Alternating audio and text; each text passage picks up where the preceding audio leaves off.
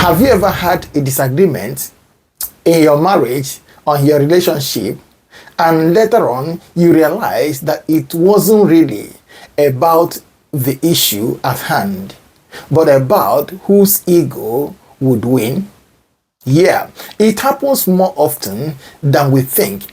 And that's why today we're going to be talking about how to handle those ego clashes in a way that would strengthen your bond rather than breaking it down. And that's why our topic today is how to handle ego clashes in marriage and build a stronger bond. I said how to handle ego clashes in marriage and build a stronger bond.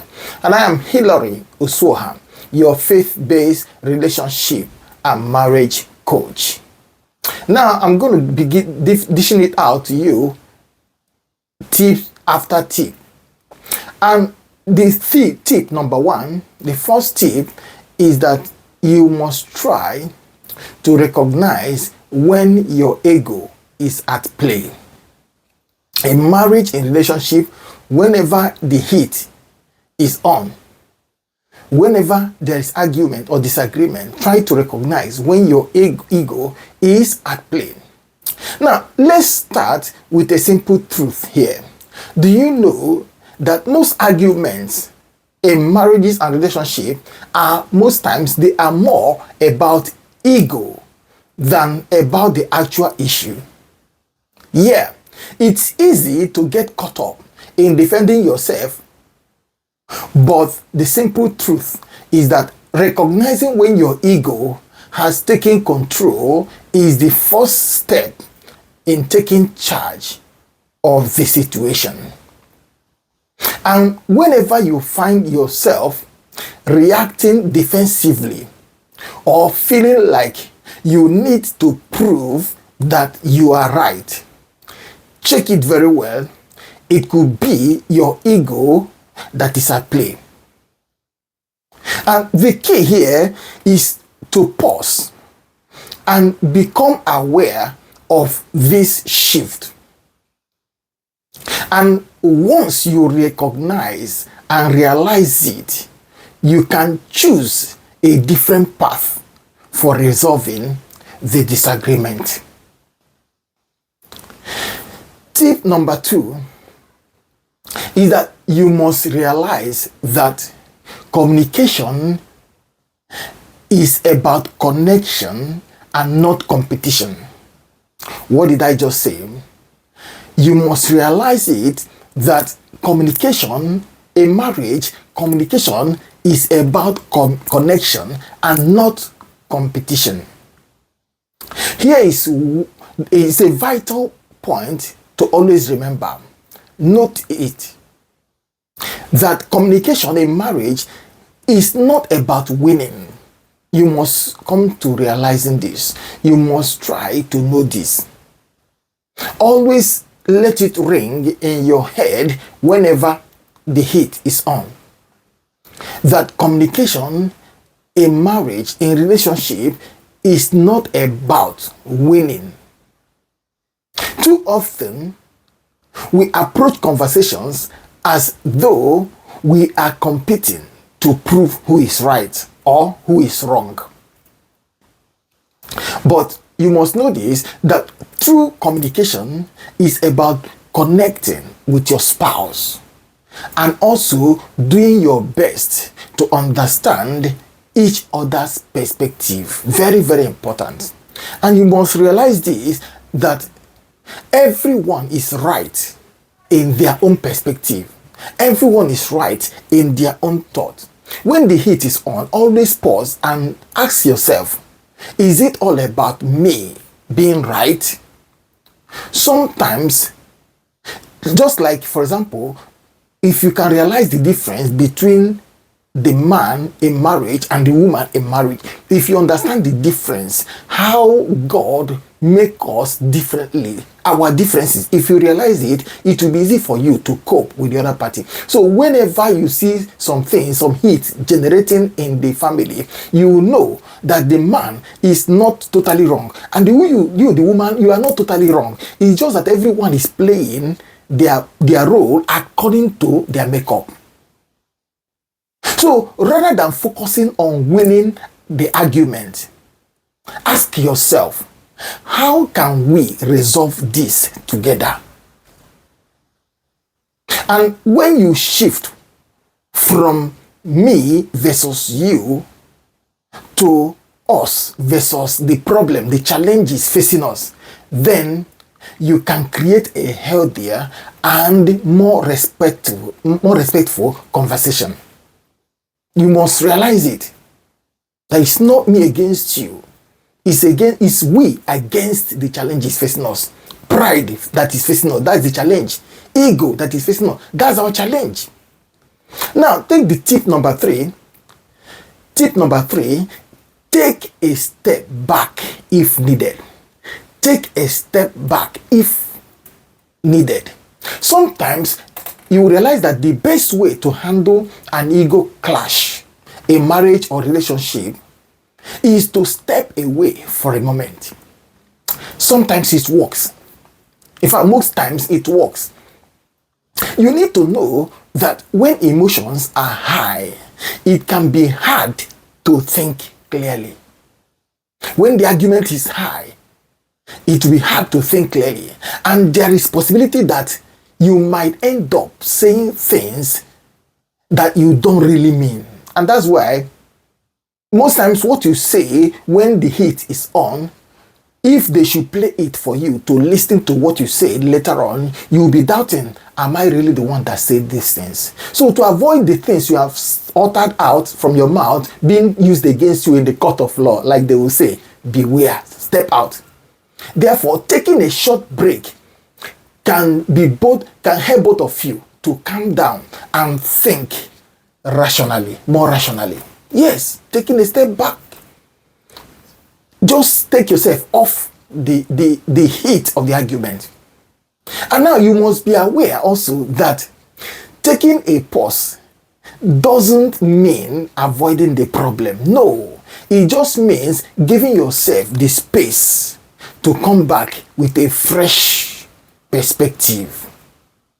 And this can lead to a more productive and peaceful resolution. So when the heat is on, learn to take a step away so you can coordinate in your mind and then return back. By the time you are back, you know how to put things in order. Now, take the tip number 4. Practice empathy. Do what? Practice empathy. Now, one of the most powerful tools, you must realize this, one of the most powerful tools in handling ego clashes is empathy.